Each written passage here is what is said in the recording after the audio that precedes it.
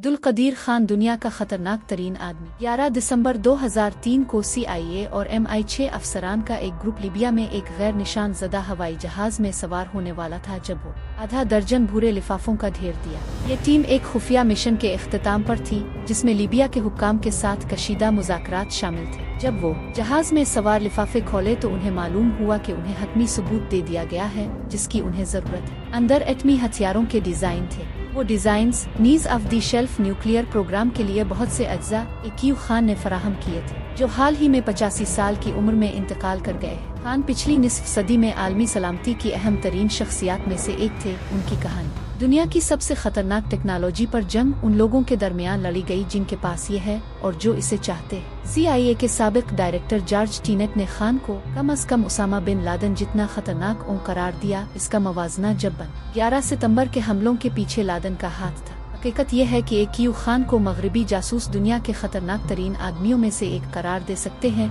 लेकिन उन्हें हीरो के तौर पर भी सराहा जा सकता है। अपने वतन में आपको न सिर्फ खुद इंसान की पेचीदगी के बारे में बल्कि ये भी कि दुनिया जोहरी हथियारों को किस नज़र से देखती। AQ खान जोहरी जासूस बनकर यूरोप नहीं आया, लेकिन वो बनकर आएगा। वो 1970 की दहाई में हालैंड में काम कर रहा था। जैसा कि इसके मुख ने 1971 की जंग में अपनी शिकस्त के बाद बम बनाने के लिए एक नई मुहिम शुरू की और हिंदुस्तान के जोहरी से खौफजदा पेशकदमी।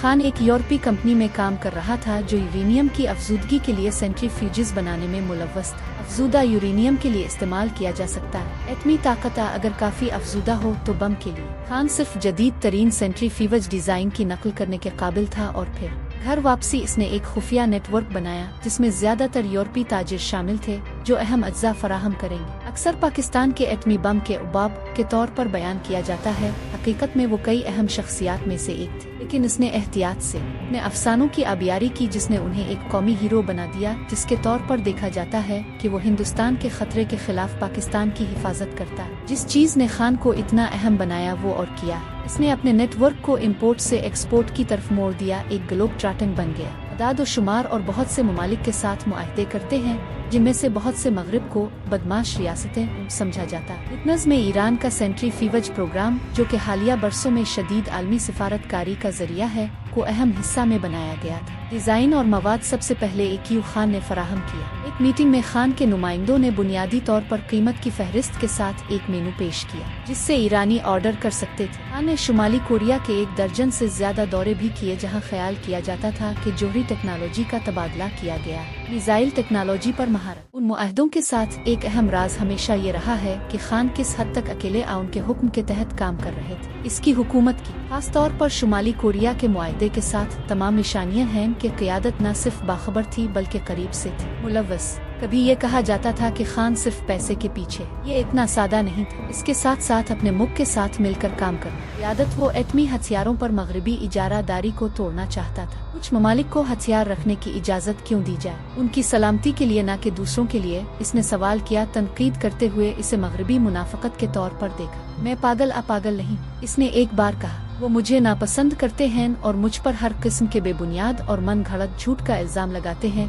क्योंकि मैंने उनके तमाम मसाइल को परेशान कर दिया था। स्ट्रेटेजिक मंसूबे।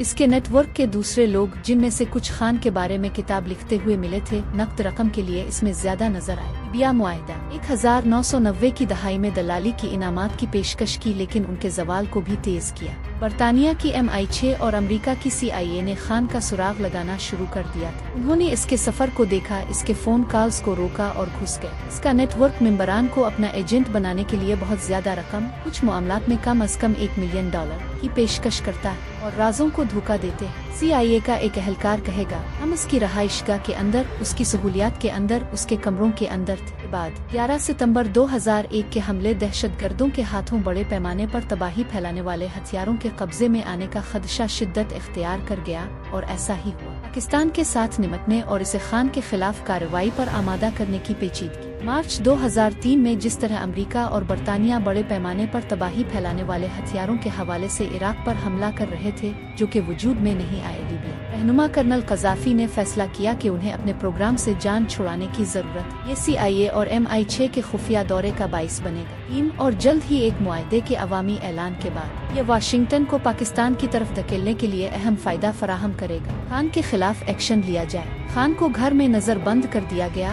और यहाँ तक कि उन्हें टेलीविजन पर एतराफ जुर्म करने पर मजबूर कर दिया गया। वो अपने बकिया साल एक में गुजारेगा। अजीब व गरीब दुनिया, ना आज़ाद और ना ही वाकई महदूद। अब भी पाकिस्तानी अवाम की तरफ से उन्हें एक हीरो के तौर पर लाने पर सराहा जाता है बम, लेकिन बाहर की दुनिया से सफर करने, आबाद करने से रोक दिया। और इस तरह इसने क्या किया, उसकी पूरी कहानी और क्यों कभी नहीं हो सकती मालूम होना। पाकिस्तान के एटमी बम का बाप 85 साल की उम्र में इंतकाल कर गया।